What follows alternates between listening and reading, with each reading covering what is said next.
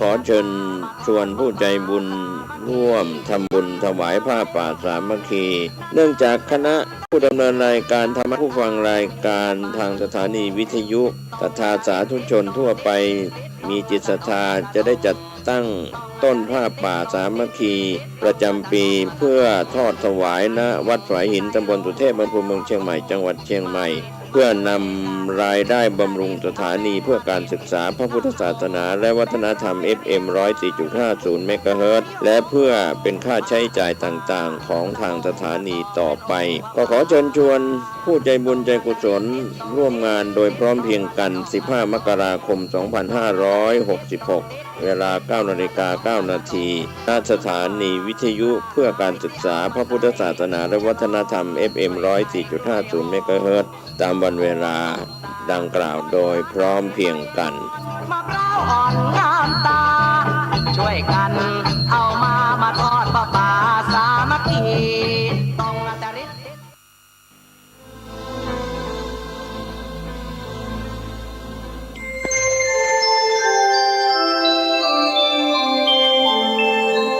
ขณะนี้ท่านกำลังฟังสถานีวิทยุกระจายเสียง FM 104.5 เมกะเฮิรตซ์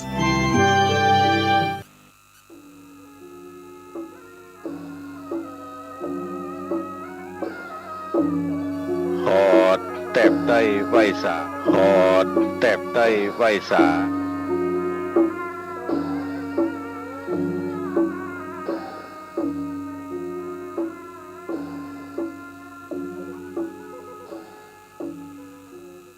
ขอความเจริญในธรรม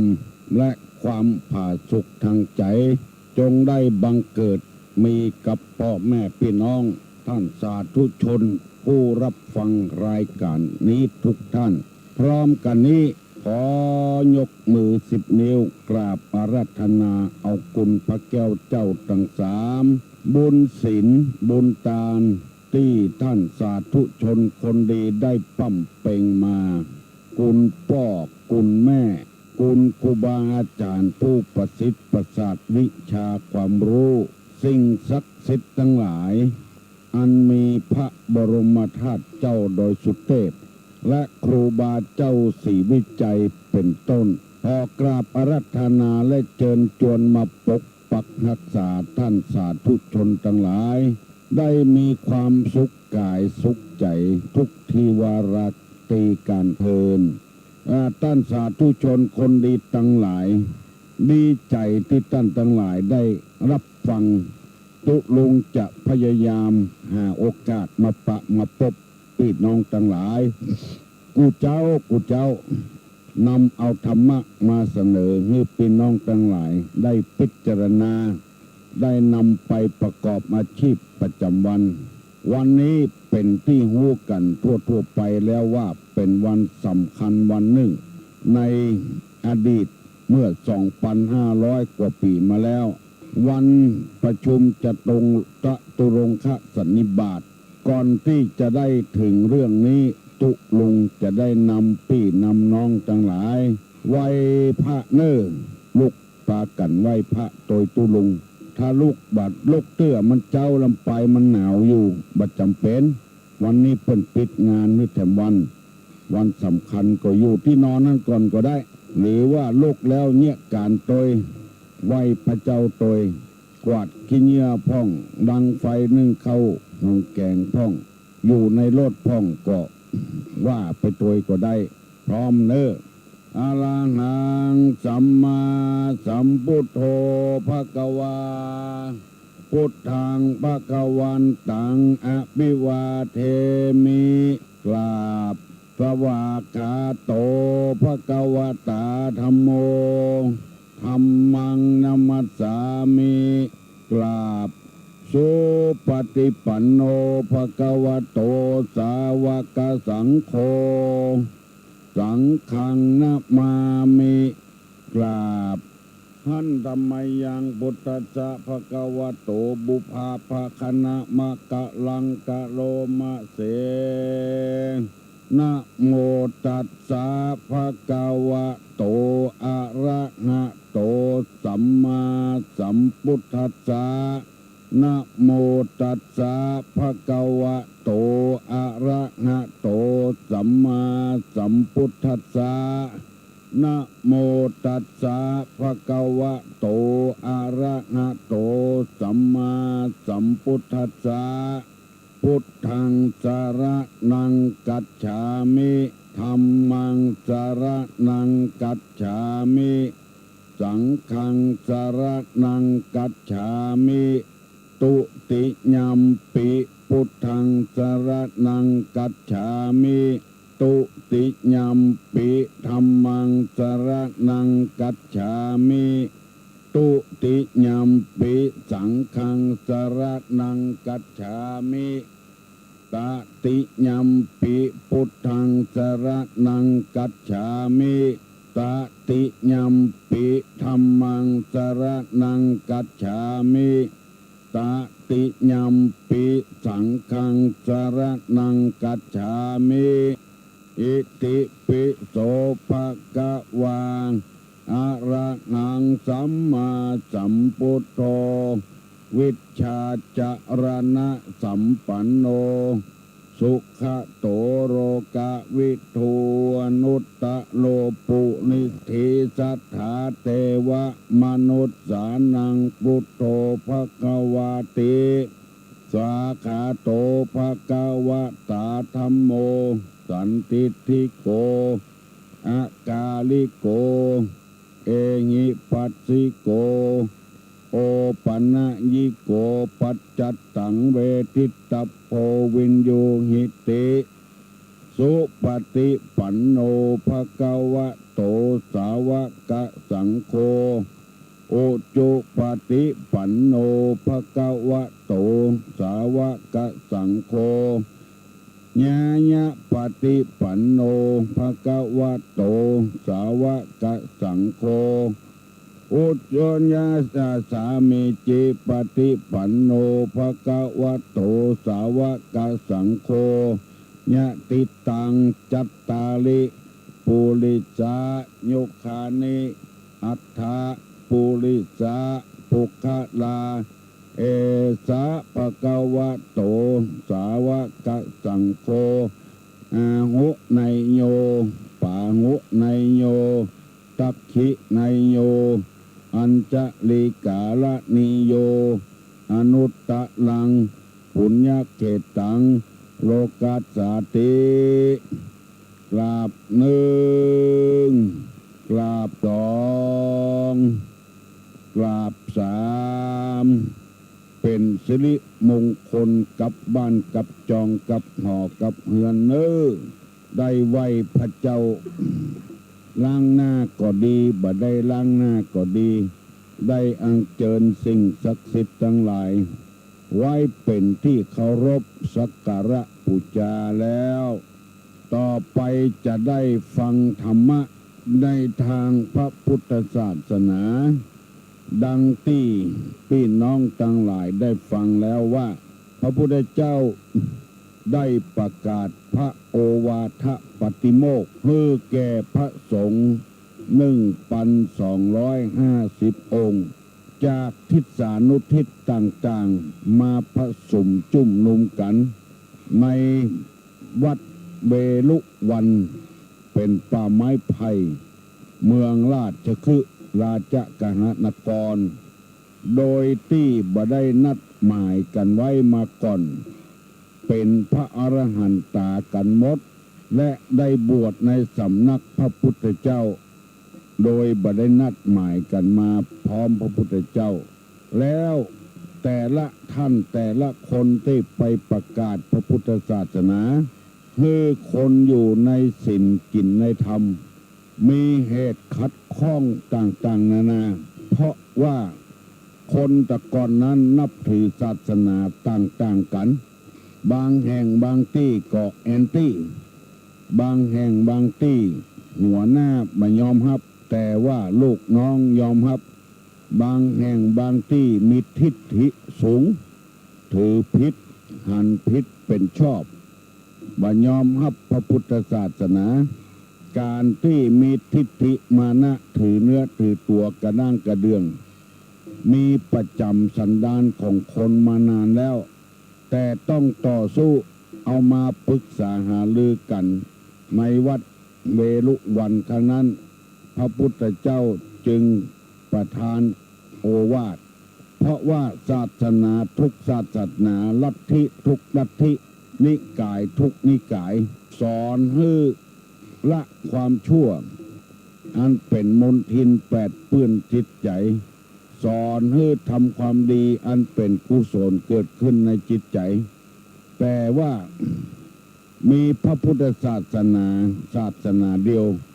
ที่สอนให้สจิตตปรูปริโยทัปปนังคือทำจิตใจให้สะอาดใจผ่องใสทำจิตใจให้เป็นกุศลมีบะโลภบะโกรธบะหลงบะอิจฉาตาร้อนบะอาฆาตพยาบาทไผเป็นต้น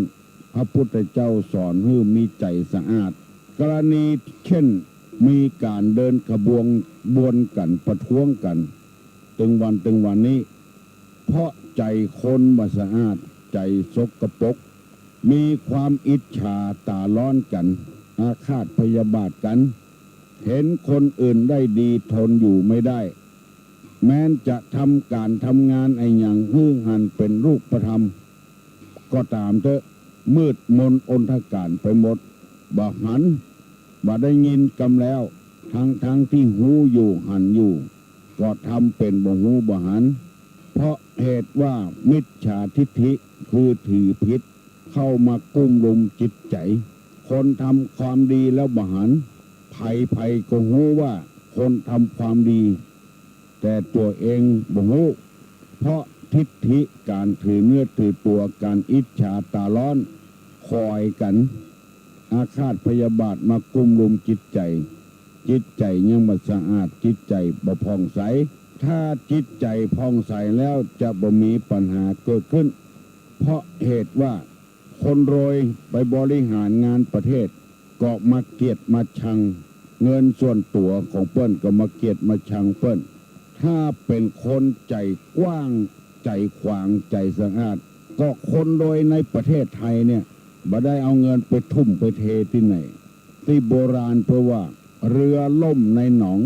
ทองจะไปไหนมันบ่ได้คนไปออกนอกประเทศคน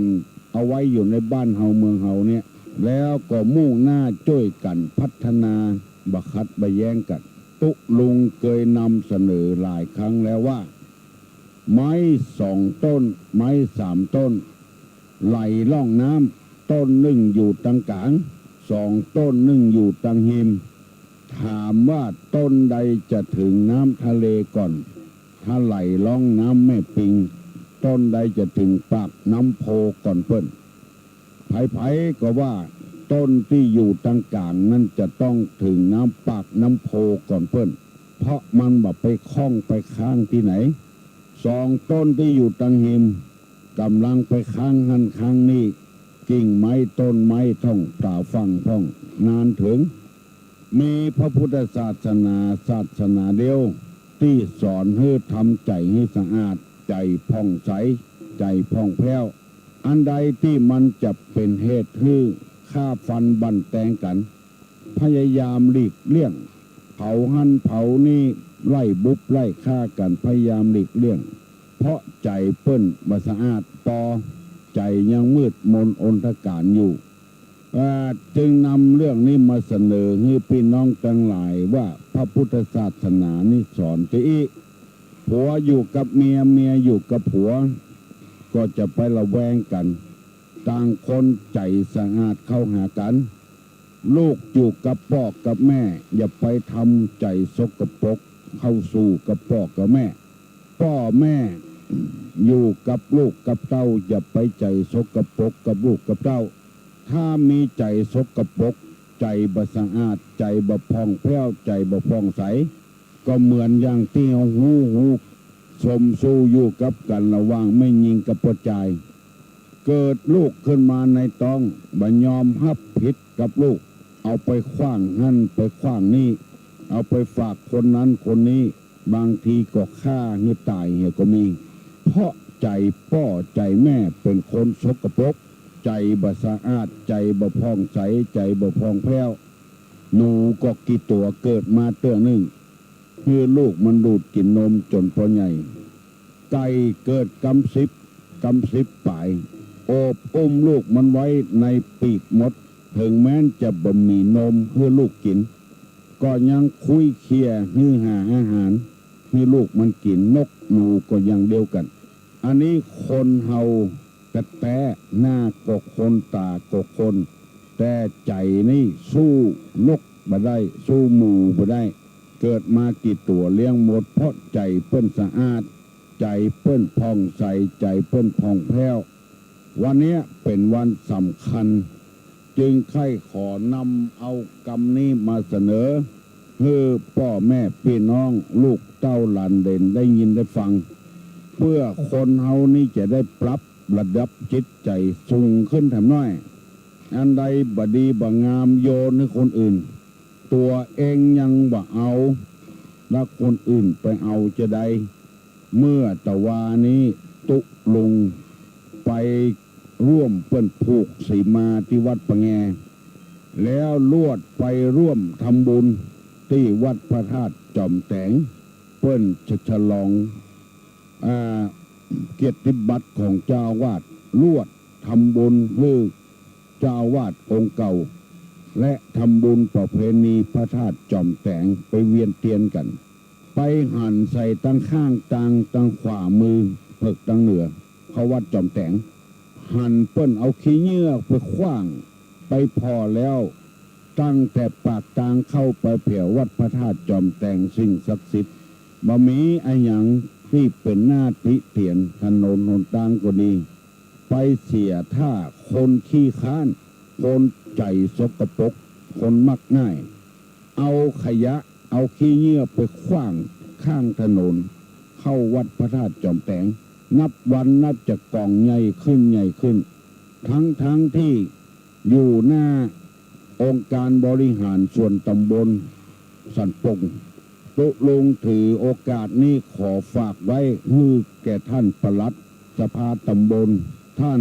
นายกองค์การบริหารส่วนตำบลและท่านนายกท่านประธานสภาองค์การบริหารส่วนตำบลสันปงท่านรองประธานตลอดถึงท่านอบต.ทุกท่าน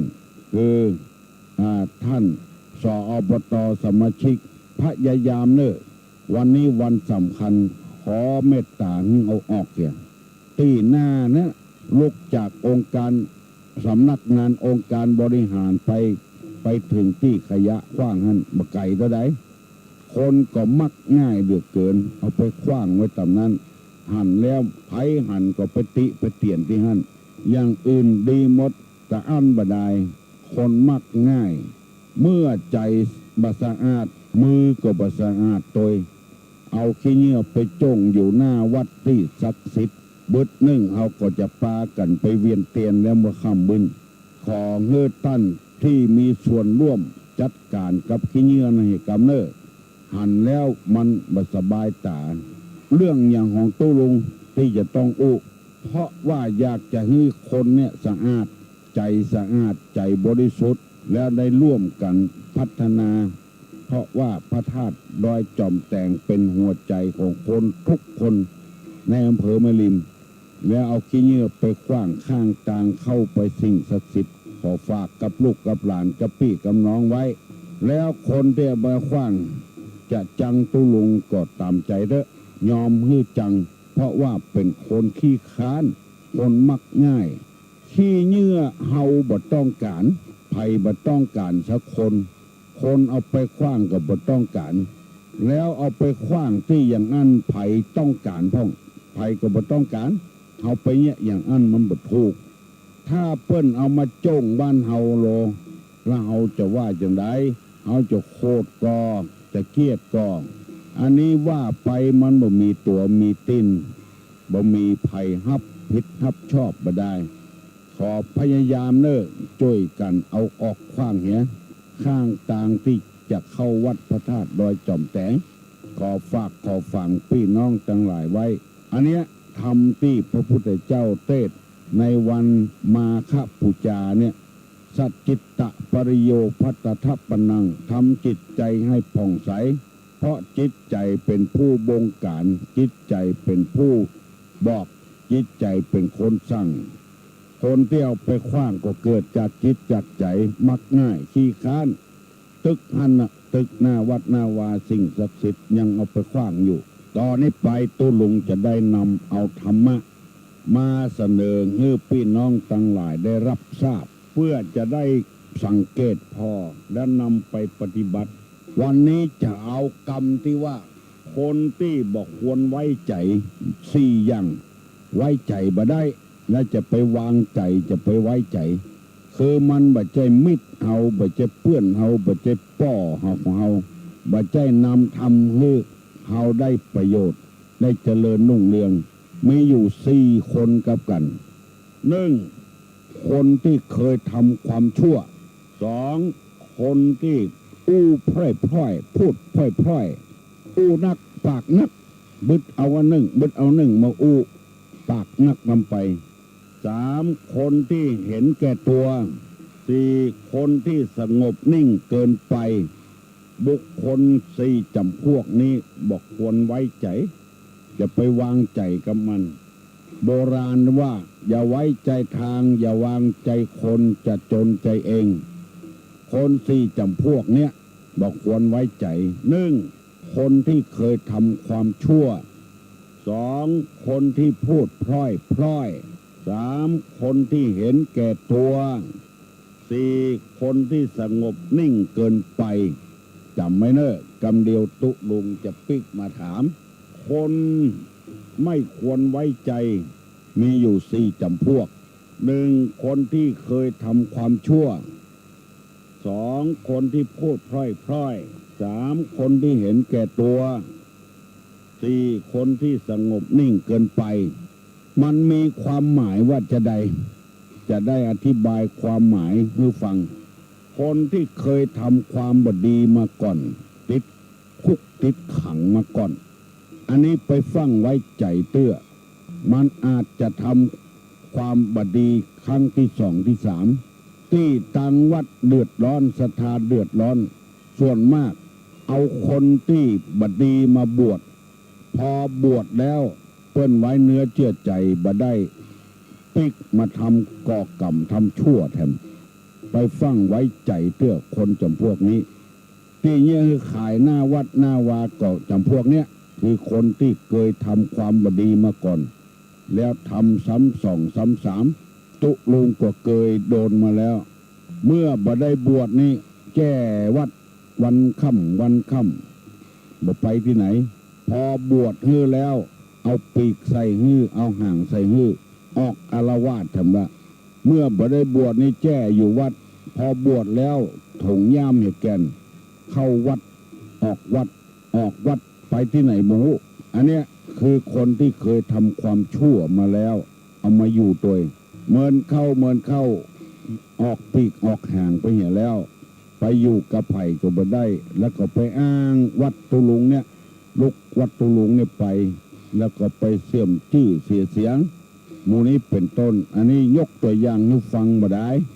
เมื่อบ่ได้บวชในกวาดวัดเพลวหันเพลวนี่เหมือนจะดี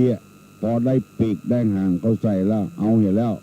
ขี้ค้านทำวัดก็บ่ทำเข้าวัดออกวัดไปเรื่อยๆโดนแล้วไผ่บ่เคยโดนกำเตื้อเฮือจำไว้เนอะพี่น้องวงศาคณญาติทั้งหลายจำไว้วันมาฆบูชาเนี่ยคนที่เคยทำความชั่วมาแล้วมันปิกขึ้นมาแถมเหมือนกับคนที่เคยมั่งมีสีสุขแล้วแล้วโจรลงไปพอรวยขึ้นมาแถมกำหนึ่งเอาเห็นแล้วซ้ำเติมขึ้นไปเพราะเคยกินเคยอยู่เรื่องนี้มันปรากฏขึ้นมาอยู่บ่อยๆไปเจอคนจำพวกนี้ไปฟังไว้ใจเตื้ออย่าไว้ใจทางจะวางใจคนจะจนใจเองอันนี้เป็นข้อหนึ่งตุลุงอธิบายให้ฟังสองคนพูดพร่อยเตื้อเรื่องนี้ไปเรื่องเฮาแต่งแนะนำไปแถมเรื่องเรื่องอื่นไปแถมเมาะเนี่ย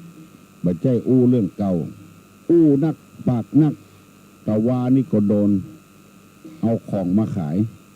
เฮาเรื่องใดก็เรื่องนั้น จนลำคาญซื้อแก้ลำคาญไปเหี้ยอันเนี้ยจะไปไว้ใจแต่งเอาของมาฝากไว้เก็บสตางค์มาใดก็ได้หมู่นี้เป็นต้นจะไปไว้ใจเขามีสตางค์ก็ซื้อของมันเนี่ยคือหมดเรื่องไปเหี้ยถ้าเขาไปแปะของมันแล้วถ้ามันเก็บตังค์มันไปเล่าที่อื่นปุ่นหมู่นี้เป็นต้นกรรมจัดดีที่ตุลุงเอามาเสนอให้ฟังนี่พี่น้อง10 ชาวเจ้าบ้านเหนือบ้านใต้ไผ่ใครให้เป็นคนดีจะไปไว้ใจคนพูดพร่อยนี่อู้ซ้ำๆซากอยู่ฮะนะอ้างเอาบุญคุณมาอู้ตุลุงนี่หายเครียดไปจันเมินมาโดนหมู่นี่แถมสร้างปัญหาฮื้อเอาน้ำมาขายฮื้อบดายน้ำบดายเนี่ยกินเข้าไปหายกูยั่งโรคภัยไข้เจ็บไปอย่างก็หายประตกประเสี่ยงเอาบ่ซื้อก็ลำคาญจะซื้อไปก็มันก็บ่หายเป็นโรคไตมาได้10 กว่าปีกินน้ำบดายเนี่ยหายเอาเครื่องมาขายฮื้อมันจะไปหายจะใดถ้ามาอันฝรั่งกับญี่ปุ่นกับมันไปสร้างตู้ไตเทียมมาจะใดไปกินกับน้ำนี่มันหายอู้เหตุผลเขาบอกฟังเขาอู้พร่อยไปนะอันนี้เป็นต้นยกตัวอย่างให้ฟังเพราะตุลุงมันประสบกับตัวเองเมื่อมันโดนไปแล้วก็ประกาศให้พี่น้องทั้งหลายจะไปเชื่อเนับได้นับเอาเตื้อมันเสี่ยงกระตางบดายหลายคนแล้วถามจะเอาเครื่องกันน้ำมาให้ตุลุงบดายเพราะกินแล้วบ่ได้ผลอันนี้เรียกว่าคนพูดพร่อย3 คนหันแก่ตัวอันนี้ก็อย่าไปคบบอกควรไว้ใจคนหันแก่ตัวหันแก่ได้คบยากคนเหล่านี้เข้าหาเลี่ยงใดลายใดก็ตึงหันแก่ตัวอยู่เองคบเพื่อหวังผลประโยชน์หันแก่ตัวหันแก่ได้จะฮื้อเพื่อนนี้บ่ได้จะเอาของเพื่อนนี้ง่ายโวยอันนี้จะไปไว้ใจจะไปวางใจมันชิงจะไปอู้ที่ไหนเนี่ยบ้ามันบอกนะว่าจะไปอู้ที่ไหนเนอะเนี่ยอันเนี้ยคือคนที่หันแก่ตัวเอาของเพื่อนมาอู้ได้แล้วตัวอู้ให้เพื่อนฟังแล้วบอกให้เพื่อนไปอู้ที่ไหนไปอันเนี้ยเรียกว่าคนหันแก่ตัวคนสุดท้ายคนที่สงบนิ่งเกินไปอู้อย่างก็ดังออกเขาอู้ฟังแล้วเป็นหน้าหนีอันนี้ระวังเด้ออย่าไปไว้วางใจคนจำพวกนี้สงบนิ่งเกินไปมันจะว่าอย่างเขาบุหุพอออกไม่ออกศรัทธานาบุญทั้งหลายเขาสอนลูกคนใดเถียงอันนั้นแหละเป็นคนดีอันนั้นแหละเป็นคนดีเขาว่าให้มันแล้วมันฟังเอาแล้วที่มันบ่ถูกมันก็เถียงจะไปเข้าใจว่าละอ่อนหัวแข็งละอ่อนมันฟังเขาที่เขาว่าอย่างมันงมโกงกเนี่ยอันนั้นสำคัญจะไปไว้ใจมันแบบจะหาฟังกรรมเขามันงมโกงกนะมันจะว่าอย่างเขาบ่ฮู้มันกึดอย่างเขาบ่ฮู้ครูบาอาจารย์อยู่กับวัดกับวาก็อย่างเดียวกันก่อนว่านี่เรามันงมโกงกบะเถียงอันนั้นสำคัญมากจะไปไว้ใจมันจะไปคิดว่ามันฟังกรรมเขา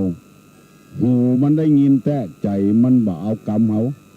คนใดที่เขาว่าละเถียงเขาอันนั้นคือคนฟังเขาแล้วมันเถียงต่อคือจำไว้มันเป็นหลักจิตวิทยาหลักหนึ่งตุลุงเคยอ่านหนังสือมาจำนวนนัก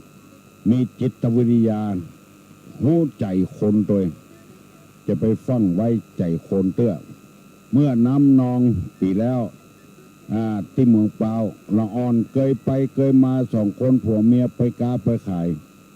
ขัวปุดบ่ฮู้น้ำท่วมขัวลายปุ้นรถวิ่งมาลายเพก็นึกว่าขัวอยู่อย่างเก่าอย่างเดิมปรากฏว่าคอสะพานหัวขัวมันปุดไปเอารถไปลงอันนี้เขาก็นึกว่ามันจะอยู่อย่างเก่าอย่างเดิมเป็นบัจจัยอย่างอันสกรรม ตายถึง2 คนผัวเมีย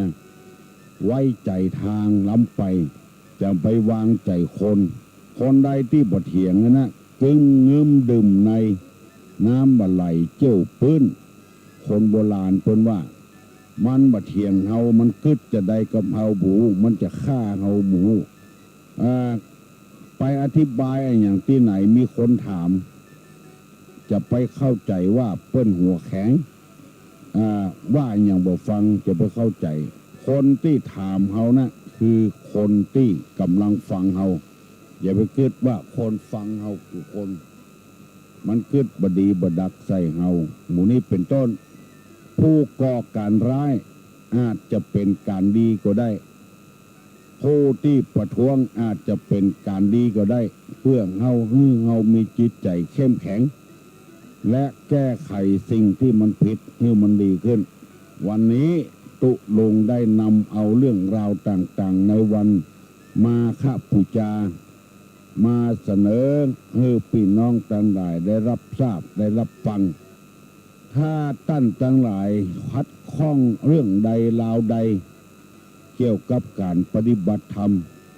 ก็โทรมาถามตุลุงก็ได้ที่05312058อย่าถามหน้าไมค์ก็ได้หลังไมค์ก็ได้053121058 บอกว่าละว่า121กับ058ก็พอละคัดข้องที่ไหนถามมาจะไปบันดาลโทสะเนอะที่ว่าไปนี้บ่มีเจตนาจะว่าหรือไผคนใดคนหนึ่งคืออยากจะให้คนทุกคนได้ดิบได้ดีเหมือนกันทุกคนอยู่อย่างสงบอยู่อย่างมีสันติอยู่อย่างมีความคิดความหันเพื่อได้ระวังบุคคลที่ไว้ใจบ่ได้มี4 จำพวกโอ้ไปโอ้มาก็เป็น6 โมงครึ่งไปละไผยังบ่ลุกเห็นเด้อลุกเห็นเด้อวันนี้ไปวัดไปวากันไปใส่บาตรญาติพกกันเด้อระลึกถึงพระพุทธเจ้าได้ประกาศธรรมะคำสั่งสอนในทางพระพุทธศาสนาเป็นครั้งแรกโพธิเจ้าปัน250 รูปลุกไปทำบุญตักบาตรเพื่อเป็นสิริมงคลกับตัวเมื่อข้ามมากับปากันไปเวียนเทียน3 รอบขออนุญาตรับโทรศัพท์กันเนอฮัลโหลครับขอเทปนะครับขอเทปข่าวเทปไปแทนเทปเลยนะครับโอ้บ่ได้อัดไว้เฮ้ยบ่ได้อัดไว้ออกอากาศไปเรื่อยๆเนาะครับมันใจมันถูกใจกันครับผมมันถูกใจครับที่ไหนวัดศรีคำประแดดครับประแดดวัดศรีคำบุญครับโอ้บ่ได้อัดเฮ้ยออกถึงวันละครับยินดีเนอะครับบ่ได้อัดไว้มันมีไผอัดออกอากาศตึงวันวังสิงคำประแดดปุ้นโอ้พอออกวังสิงคำประแดดลีเจบอกว่าอัดและอัดในคอมนี้ถ้าใครได้คือโทรมาถามวันหน้าก็ได้จะได้อัดไว้ฮื้อเนอะพอออกวังสิงคำประแดดเปิ้นอัดไว้ในคอมพิวเตอร์แล้วตุลุงก็บ่รู้เรื่องเหล่านี้ใครได้ก็ค่อยมาเอาวันหลังฮัลโหลครับท่านส่งมาได้หรอครับโอ้ส่งไปนี่ใครยากน้องเอาเพิ่งไปเอาที่วัดนะครับส่งมาที่วัดเพิ่งไปเอาที่วัดนะครับเพื่อมาเอาที่วัดเนอะ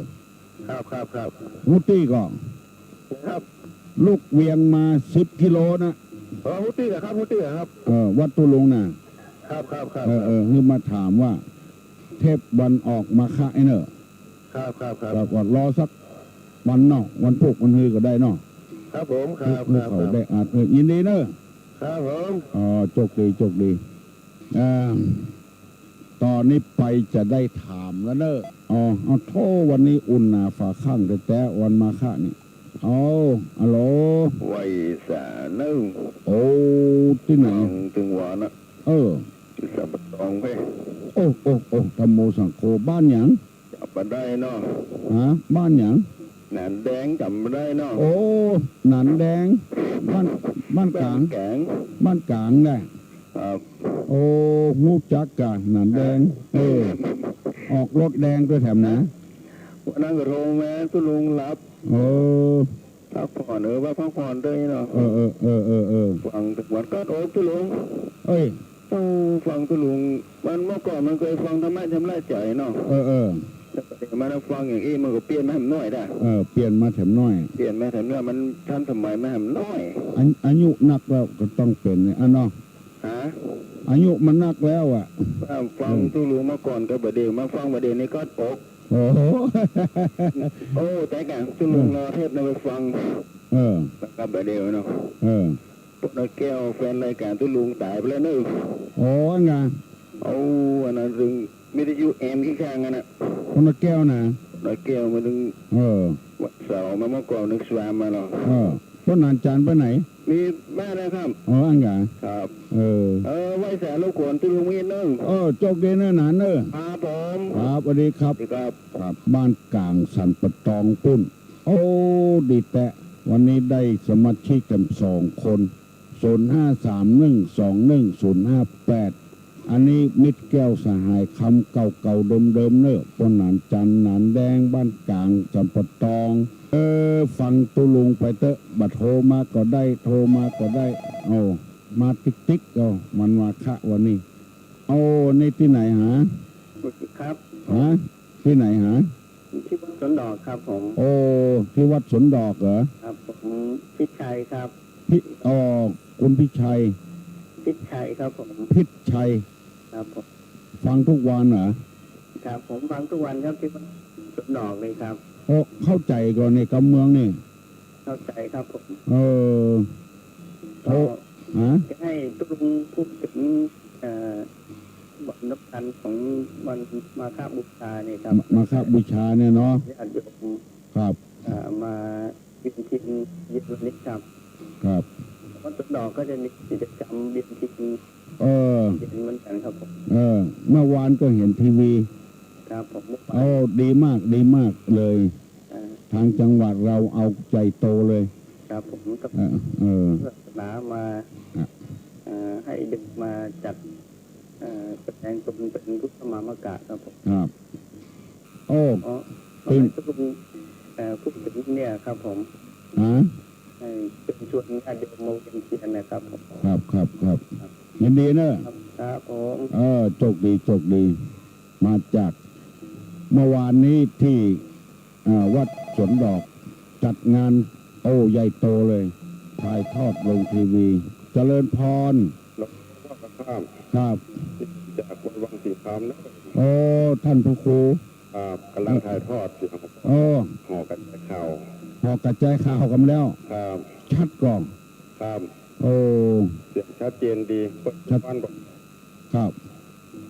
เขาคุ้มว่าหน้าครับแจ้งผลเสียงชัดเจนดีครับแจ้งผลขึ้นมาเนาะครับผมครับขอบคุณเนอะ0531210558บัดเดี๋ยวนี้จะถามกรรมที่ตุลุงอธิบายมาตะกี้ไผ่ได้ตอบโวยเนอะเป็นพุทธปูจาธรรมปูจาในวันมาฆปูจาวันนี้ฮัลโหลสาเจ้าตะกุงเจ้าตอบรับปัญหาตอบเลยมาได้ถามเธอตอบแล้วไม่เคยฟังหรอกกลัวเคยฟังตั้งแต่เจ้ากลัวประทานเปิ้ลเนาะไม่ควรไว้ใจในบุคคล4 จำพวก 1คนที่เคยทำความชั่วคนที่เคยทำความชั่ว2คนที่พูดพล่อยคนที่พูดพล่อย3คนที่เห็นแก่ตัว4คนที่มีความสงบนิ่งเกินสงบนิ่งเกินไปทวกถูกต้องนะเนอะวันนี้เป็นพุทธปูจาเนาะตอบคำถามให้เป็นพุทธปูจายินดีเนอะได้ไหวพระเจ้าตัวตุลุงหรอตื่นเจ้าได้ไหวพระเจ้าตัวตุลุงดีมาก ที่วัดสวนดอกโทรมาบอกว่าอยากจะให้ตุลุงอธิบายวันสำคัญในทางพุทธศาสนาวันมาฆบูชาตุลุงก็ได้อธิบายไปแล้วว่ามันบักมีแถมแล้วในโลกนี้ที่พระอรหันต์จะมาประชุมกัน 1,250 องค์ตัดวันนี้พอดีเป็นวันสินตัวเดือน5เพ็งตัวโอ้ขอบคุณเนอะที่ไหนหาป่าม่วงป่าม่วงเช่นเคยวันมาฆบูชานี่เป็นวันสำคัญในทางพุทธศาสนาแต่ว่าเอามาใช้ในชีวิตประจำวันภายในของคฤหัสถ์นี่จะประยุกต์เข้าจะได้ง่ายกันยินดีนะครับยินดีป่าม่วงเปิ้ลบอกมาว่าวันมาฆบูชาเนี่ยจะเอามาประยุกต์เข้ากับเหตุการณ์ปัจจุบันเนี่ยจะได้กับส่วนดอกเหมือนกันถามมาเหมือนกันง่ายกันง่ายวันเนี้ยวันสำคัญวันเนี้ยวันมาฆบูชาจะประยุกต์เข้าเหตุการณ์คือว่าพระพุทธเจ้ามาได้นัดหมายเมื่อพระสงฆ์หมู่นั้นมาแล้วถือว่าเป็นวันสำคัญวันเหล่านี้เฮาชาวพุทธพากันกำหนดเอาเองเมื่อมาประชุมกันแล้วคือมาแก้ไขปัญหาต่างๆถ้าจะมาประยุกต์เข้ากับบ้านกับจองของเฮาเนี่ยครอบครัวหนึ่งก็ดีหมู่บ้านหนึ่งก็ดี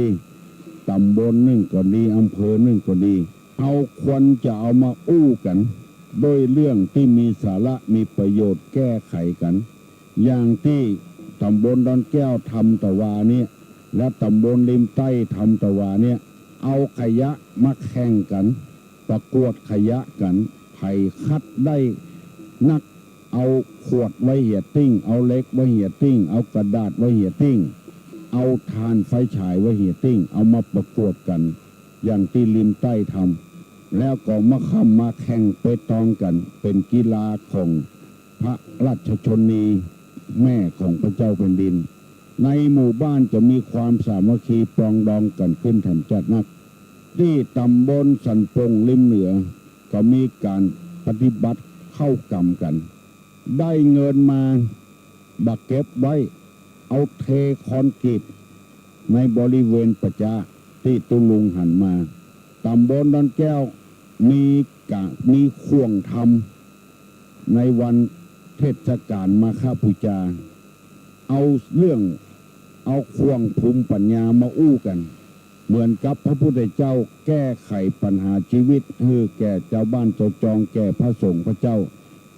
โดยเอาชัดจิตตะปริโยทัพพนังเนี่ยให้ทำใจให้สะอาดอยู่ห่วมกันอย่าไปซกกระปกอย่าไปโสมมจะไปกดในข้องอในกระดูกเป็นหัวหน้าคนเช่นเป็นอบต.เป็นนายกเป็นประธานเนี่ยหมู่เนี่ยจะไปกินนักกินน้อยกินหั่นกินนี่กินจิบกินจ๊อบเป็นแก่เป็นแคว้นก็เหมือนกันแม้นที่ไหนกินที่หั่นมันจะเสียกำลังใจอยู่วัดอยู่วาก่อนอย่างเดียวกันอันเนี้ยจะใช้ชีวิตเป็นประจำวันครอบครัวก็อู้กันได้อู้กันลงส่งกันปอมันเป็นสิ่งที่ทำให้มีสาระมีประโยชน์แล้วก็ทำให้ชุมชนเข้มแข็งกันขึ้นเอามาปรึกษาหารือกันมาทำบุญตักบาตรก็เข้มแข็งขึ้นคนมีนักขึ้นแล้วจะได้อู้กันเรื่องราวต่างๆให้ฟังหมู่นี้เป็นต้นเอามาประยุกต์ใจกับวันมาฆบูชาที่สวนดอกโทรมาก็ดีบ้านกลางโทรมาก็ดีป่าแดดวังสิงคำก็ดีถูกต้องออกอากาศออกเสียงตามสายในวัดในบ้านจัดดีเพื่อให้คนได้ฟังได้พร้อมใจกันร่างกายเฮานี่ถ้าสมบูรณ์ล้นก็ได้วิ่งก็ได้เงี้ยกันก็ได้มันสะดวกสบายถ้าไปเจ็บแข้งเจ็บขาเหียเจ็บหัวมัวตาเหียมันบ่ม่วนบ้านหนึ่งคนใดไปคัดข้องเนี่ยอย่างบ่ทุกข์บ่ต้องกระเปิ้นไปคัดคอผู้เหียหมดตกมันเสี่ยงก็เหมือนกับร่างกายที่มันเจ็บมันปวดเนี่ยการบ่ได้เหมือนกับเปิ้นกับต้านมาต้านเปิ้น พยายามทำให้มันผูกมันโล่งกันวันเนี้ยพระสมจุ่มรวมกันในวัดในวาเมื่อข้ามมาก็ไปเวียนเตียนอันนี้เป็นชีวิตที่ต้องปรับปรุงต้องเข้าหากันในพุทธศาสนานี้บ่มีอย่างพิษสักอย่างถูกต้องกันหมดแต่เป็นที่น่าเสียดายเมืองไทยกับเมืองฝรั่งมันบ่เหมือนกันมีวันวาเลนไทน์เลนเทยเกิดขึ้นมาเมื่อลุนวันมาฆบูชานี่เกิดมา 2,500 กว่าปีมาแล้วคนหนุ่มคนกำชาวพุทธของเราไปมุ่งหันความสำคัญวาเลนไทน์3 วัน4 วันมกมุ่นอยู่ในกามารมณ์มันบัดใจวันแห่งความรักมันเป็นวันแห่งความใคร่ไปเหี้ยจนประกาศในหนังสือพิมพ์ประกาศวิทยุประกาศโทรทัศน์มีการขายถุงอนามัยขอโทษนะตู้ลงจำเป็นต้องอู้ละถุงอนามัยไว้ตามมุงหับมุงเฮียนมันเป็นการทำลายจิตใจกันทำไปแล้วบ่ฮับผิดสักอย่าง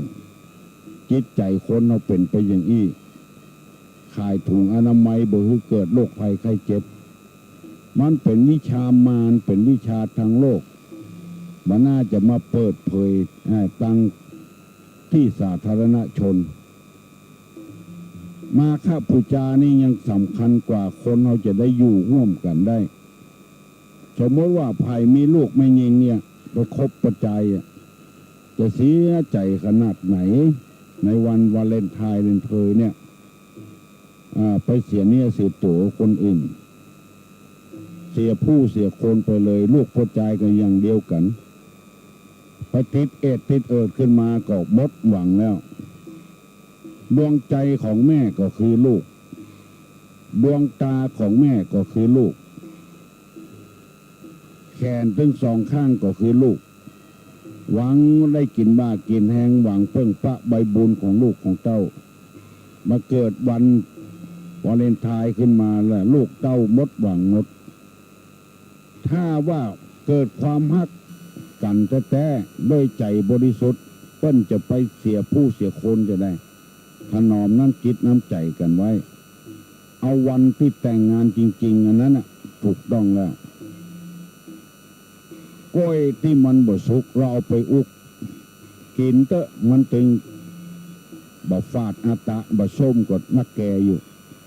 มันส้มไปเห็นแล้วมันฟาดไปเห็นแล้วผิวมันจะงามปันใดก็ตามเตอะกินมันบ่ล้ำเพราะฉะนั้นคนเราจึงปราศจากศีลปราศจากธรรมเพราะตัวลุงอายุนักแล้วอู้ได้เต็มที่เลยใครขอเงืดตั้นทั้งหลายหวนเข้าหาวัดหาว่าหวนเข้าหาคุณธรรมน่าเสียดายพอออกไม่ออกเวลาเหลือน้อยเดียว4 นาที5 นาทีตุลุงนำมาเสนอให้พี่น้องทั้งหลายเอาอย่างนี้ถ้าไผ่จับอกจับใจก็เกียมเทปไว้เอาอัดขับวิทยุมันก็ได้มามีปัญหาตัวใดทางนี้ก็ถ้าไผ่ต้องการก็ให้โทรมาบอกว่าไผ่ต้องการเทปพ่องซีดีพ่องทางนี้จะบริการให้ยินดีกุคนทำไปเถอะเกี่ยวกับศีลกับธรรมเนี่ยมันบ่ผิดบ่พลาดไปแล้วไปพอบ้านเฮาบอกว่าบ้านใดคนที่อยู่ในศีลกินในธรรมมีความสุขคนที่มีเงินนั้นมีศีลมีธรรมบ่มีความสุขยินดีเนอะที่โทรมาหาตุลุงครับครับเราถามตุลุงผู้มานะผมอยากจะหวานพ่อคือแม่นี่นะครับนำลูกนำเต้าว่าลูกพาเต้าเข้าวัดเข้าวานะครับทึกนี้ก็เป็นวันสำคัญนี่ฮะมันบอกให้มีนะเดี๋ยวเป็นลูกเต้าในห้องอ้อนขอดอกคุกลาบกันดีขอดอกน้ำกันดีมันวาเลนไทน์มันเป็นประเพณีของเฮาแม่นก็ครับมันไม่ใช่ประเพณีของเฮาเนี่ยครับก็ใครอู้เธอกับพ่อแม่นะจะต้องเป็นคนอู้ให้ลูกนะครับแล้วแต่พ่อแม่มันเนี่ยเราอ่อนจะบักให้หันเลยนะครับบักให้หัน บอกให้อ่านความสำคัญของศาสนา ยิ่งหรอครับ ยินดีนะที่ไหนอ่ะปัดดิ้วครับปัดติ้วนี่มันไหนครับผมลองเข้าไปเข้าไปวัดจอมแตงก็เนี่ยทางขวามือนะครับที่ตูงว่าตะกี้นะครับขี้เงื่อนะยินดีเนอะปัดติ้วเข้าทางตุลุงพอดีลองเข้าไปวัดจอมแตงกันเถอะหมูม่วนตาเนาะเฮ้ยยังจะอั้นน้ำเหลือเข้าวัดเข้าวาต่างเข้าวัดเข้าวาก็ไปขว้างดีใจตัวเนอะปัดติ้วโทรมาบอกกอดตุลุงก็ออกอากาศถึงวันเนี่ยยอมเสียเวลามันใจสบายนะเจ็บเงี้ยวก็เจ็บอิดก็อิดมานั่งมาเจ้านี่นะก็เพื่อส่วนรวมเพื่อชุมชนให้มันเข้มแข็งขึ้นนั่นเองยินดีเนอะที่โทรมากับตุลุงนะที่ไหนอ่ะฝั่งม่วงนะน้องตุลุงครับมันเดียวนี้ประตูวัดที่มันเหมือนประตูนั้นโลกนะครับประตูตานี่มันเป็นประตูสวรรค์ตัวใหญ่อีตุลุงเห็นกับผมก็ครับวันละอ่อนประเดียวมันทำอย่างอีแท้ครับบักแค่ได้ยินทีเว้ยว่าแห่งกรรมครับละอ่อนประเดียวนะครับมันทำเป็นประตูวัดที่มันเบื่อหรือประตูนรกนะครับแล้วก็ประตูตาเลยครับตามผมเห็นนี่อย่างสวรรค์อยู่นะรอเข้าไปแล้วก็มันไม่ใช่เข้าไปบ่ได้มันตื้นเข้าไปแบบนั้นแหละครับนะครับผมว่าบัดดียังตีแล้วครับมันอ่ะตู้ลงเห็นกับผมก็ครับข้อนี้ตู้ลงเห็นกับผมก็ครับตู้ลงหันตัวก่อครับหันจ้าตู้ลงจะมีอย่างใดเลยว่าจะละอ่อนกับเข้าว่าเข้าวาได้ครับพ่อมันต้องกลัวเนอะบัดเดียวนี่นะถ้าเรายังฮักนายกอยู่วันตะวาเนี่ยนายกอยู่ที่พุทธมณฑลน่ะมันต้องกลัวจะมีหนทางอยู่ครับนายกก็ช่วยแก้เต็มที่แล้วเหมือนกันนะครับช่วยแก้ไว้ครับวัดนี่นะครับครับยินดีนะที่ไหนอ่ะหมู่7นี่หมู่7ครับยินดีมันมีอยู่อุ่นใจไว้เถอะนายกยังเป็นพุทธบริษัทอยู่ถ้าช่วยกันสนับสนุนนายกแต่นี่มีอุ่นใจอยู่บัดเดี๋ยวนี้เปิ้นแข่งกันตอบปัญหากันมีหนทางกูหนทางนะแต่ว่าเจ้าบ้านเปิ้นบ่สนับสนุนตุโลงเนี่ยตั้งโรงเรียนพุทธศาสนาว่าทิศได้20 กว่าปีมาแล้วละอ่อนมาเฮียนพ่อแม่ได้สบายใจว่าลูกบ่ได้ไปให้ไปขาดไปตกต้นไม้ไปตกน้ำตกหนองแต่พ่อแม่เปิ้นมาสนับสนุนก็น่าเสียใจเหมือนกันนะเขาออกรายจ่ายกู้ยางถึงสมุดถึงดินสอกะข้าวต้มขนม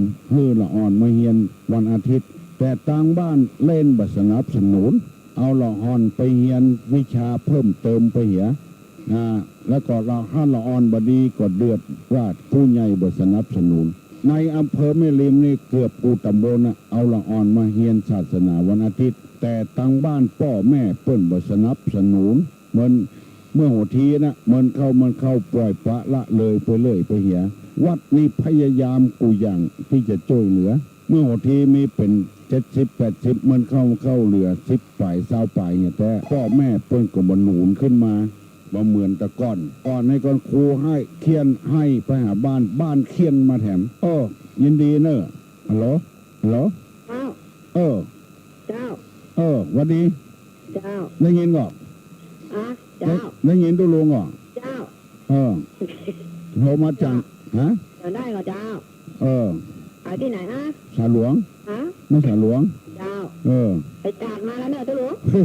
ไม่ได้อย่าไปใส่บาตรว่าแต่ตุลุงไปใส่บาตรเนอะเจ้าเมื่อค่ำไปเวียนเทียนเนี่ยเนอะเจ้าอย่างกระด้างมั้งอ่ะเดี๋ยวถ้าตุลุงมาปล่อยนี่นะจะเอาแกงกระด้างสู่ตุลุงเนี่ยเขาแกงกระด้างถวายกันเจ้าหรือว่าสู้อย่าได้ถวายตุลุงนี่นะจะลืมไปนะลืมไปตุลุงเจ้าตุลุงที่ดีว่าเป็นอันเนาะเจ้าคณะอันอย่างก็นะตอนนี้ห้องฐานนี่เนาะบอกอย่างตุลุงกันเข้า านเจ้าคณะอีบ่ โอ้บ่มันทำตามหน้าที่ไปได้ลูก เจ้า เจ้าคณะอำเภอลูก เจ้า ถ้าเป็นด้านนอกก็นายอำเภอกะ ไอ้โล โลโอ้โหบ่เจ้า ตุลุงมาแม่สาหลวงเนี่ยนะก็เข้าไปหาตุลุงมาได้ คนอารักขานะ เอ้ยแล่เป็นธรรมดาลูก แน่นแน่น ประหลัดนักโลก หรือ เจ้า มีคนอารักขาตุลุงเข้าไปหาไปได้ยังนะ เฮ้ เดี๋ยวอยู่ด้านนอกคอนะตุลุงนะ นายอำเภอลูก แน่นแน่นเลย ก็ต้องมีประหลัดอารักขา แน่แน่นอนนะแน่นอนนะ ทองมะเขียมเนี่ยทองมะเขียมมันหายากอย่าง เจ้าเจ้า เออ โอ้ วันนี้แกงอย่าง อันนี้กะเจ้า อันนี้อย่าต่อน้ำพริกถึงว่าตุลุงทอดปลาทูตุลุง ทอดปลาทู เจ้า ใส่บาทเนอะ เจ้า เอาใส่บาทตัวกินตัว เจ้า แบ่งกินแบ่งตานะตุลุง จกดีเจ้า จกดีเนอะ เจ้า โอ้ดีแต่ เจ้า วันดีแม่สารหลวงตำน้ำพริกที่ปลาทูทอดตัวไปใส่บาทโอ้ดีอกดีใจเนี่ยที่พี่น้องวงศาคณะญาติลูกเต้าหลานเหลนถึงพี่หนานแดงพุ่นบ้านกลางสัมปตองพุ่นโทรมาหาตุลุงกัดอกกัดใจวะโอ้ครับ วันนี้มันมาครับที่นักการบางวัดผู้ใหญ่จัดบางวัดผู้ใหญ่จัดพอทุกแนะนำว่าการมาเวียนเทียนกำหนดทักกี่โมงดีพร้อมกันมาหยดย่อยคนแนะนำก็คือพุทธบริษัทได้เวียนเทียนดีพร้อมกันการพระหักสิ่งเวียนเทียนบางวัดผู้ใหญ่จัดบางวัดผู้ใหญ่จัดก็ทุกแนะนำนะครับยินดีนะเอาประถ้าถึง8 โมงมาแล้วก็ลงมือละถ้า8 โมงยังมาเตื้อก็ลงมือละมาหยดย่อยกันที่บ้านศาลานี่พ่อหลวงใหม่พ่อหลวงเก่าคนเกียมไว้ละกรมหูแมวมีที่ศาลากลางบ้านนั่นละเนอะที่บ้านศาลานี่